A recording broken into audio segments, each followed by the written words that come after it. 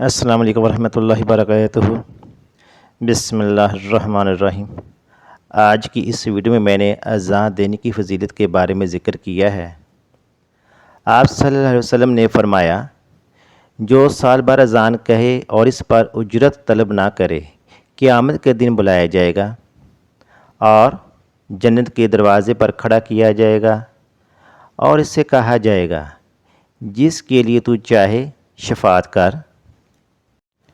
ایک اور حدیث میں ہے، آپ صلی اللہ علیہ وسلم نے فرمایا، مؤذنوں کا حشر یوں ہوگا کہ جنت کی اونٹنیوں پر سوار ہوں گے اور ان کے آگے بلال رضی اللہ تعالی عنہ ہوں گے۔